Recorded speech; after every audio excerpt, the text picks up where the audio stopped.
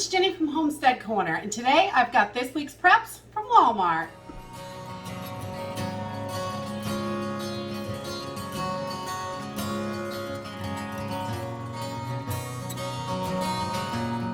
This week's preps from Walmart were actually quite small. There was not a lot of stuff in stock. A lot of the things that I was looking for just were not there. There was big, huge gaps all over the place. I took this picture, and I mean, that's the soup aisle, and you can see there's just tons of soup missing.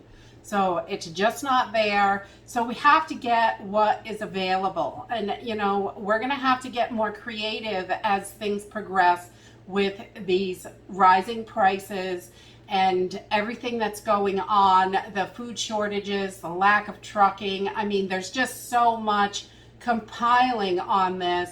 Droughts, I mean, it's over the top right now what we are dealing with. And so we're going to have to get more creative with what we buy. And some of these things are things that I normally buy. Some of them I could not get. So I'm going to look around and see what else I can get in some other stores later on this weekend. But today, this is what I was able to get at Walmart. And I got 3 of the cooked hams. We really like these. They're super easy to whip up. So we got 3 of those to add to the pile. And they did not have many of those in stock. There was only a few, so I grabbed 3. And then I got 1 can of Alaskan pink salmon because this was the only can. It was really low. They had tons and tons of canned chicken, but we don't buy that because I can it myself for substantially cheaper. And but they did have tons of canned chicken in, like loads. I couldn't believe how much canned chicken there was. And there was a good amount of the canned turkey and tuna fish, but like the beef, the pork, Spam, the hams, most of the fishes were all really low quantities, or they just didn't have any at all of some things. So get what you can. That's what we got to do. Experiment with new foods that you haven't had before. I think that is going to be important too, just because we're going to have to be able to eat what we have, and whatever that is. If we can only get our hands on one thing, we better like it or learn to like it. And so the next thing I got, which I've been looking for these the last couple times I went out and they did not have them, was the Morton's iodized salt.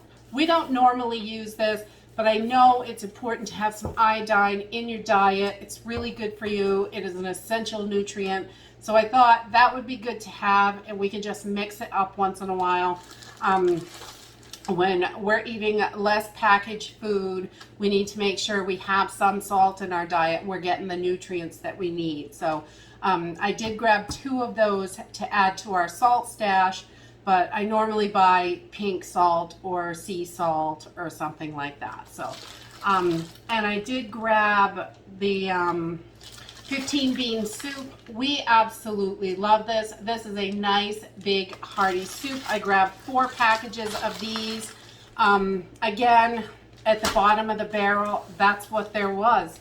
So so I grabbed 4 of those, and these are great if you have some kind of meat to add to this. That's wonderful. And if you don't, this soup is really quite delicious all on its own. You can eat this, and this will feed a family of 8, no problem. So if you have a smaller family, you could definitely cut this in half and cook half at a time, or freeze it, can it, whatever. You know, it's great. We really love that soup, and we usually put sausage in it. It says you can put a ham bone in there, or you know, you could do anything really. If you had a can of beef or pork or whatever, you could definitely mix it in there. And then the next thing that I got today was just 3 boxes of the quick barley. These are great just to mix it up a little bit, add a handful into your soups.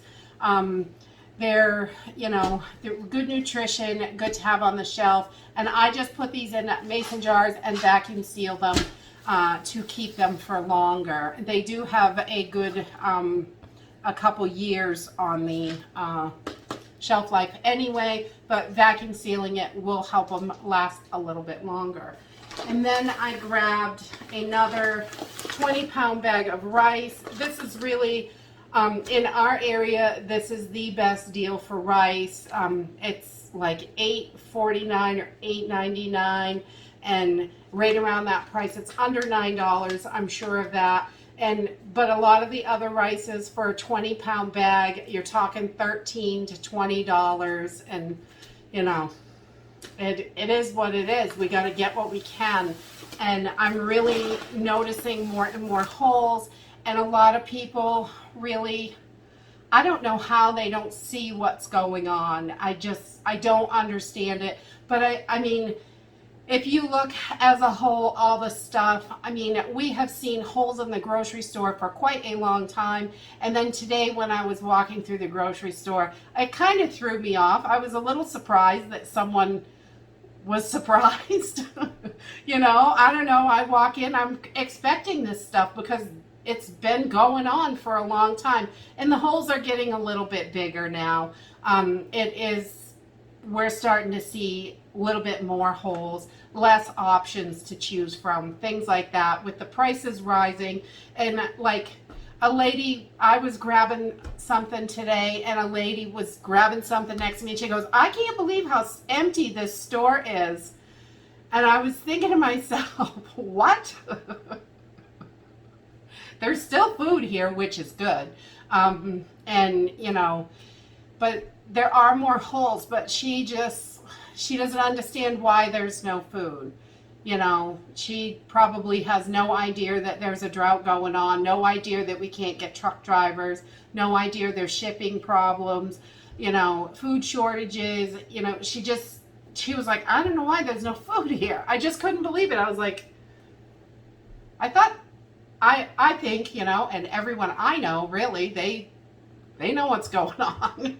This is crazy, and we need to get ready for much worse than what we already have. So definitely, I didn't take the time to explain it to her in the grocery store. I'm pretty sure she would have looked at me like I had three heads anyway. But that is all I got at Walmart this week, because there just wasn't a lot of stuff available for what I was looking for. I would have gotten more salmon, but again, the only one on the shelf. And the cooked ham, there really was not that many. There was maybe 5, and I grabbed 3 of them. I planned on getting more, but I tried not to clear the shelf off. But you know, you do have to take care of your family, and you got to get what you need. So if you need to take the last 5, get them. Take care of your family. We have to do that. So I would love to know how you guys are doing on your grocery stores. From what I'm hearing, people in the cities are not seeing as much of the empty holes and things like that. It looks like their stores are still pretty full, but people that are further out in the country are noticing much more larger gaps and things like that. So I would love to know what you're seeing, and are you in a city area or a rural area? I think it makes a difference, because I think they're really trucking that stuff into the cities, because when they realize there's a food shortage, there's going to be a big blowout of craziness, and everyone knows that. Whereas in a smaller community, it's going to get overlooked a little bit more, and there's not as many of us to freak out about it. So please let me know in the comments down below. And if you like this video, give me a thumbs up. Subscribe. I'll see you in the next video. Bye.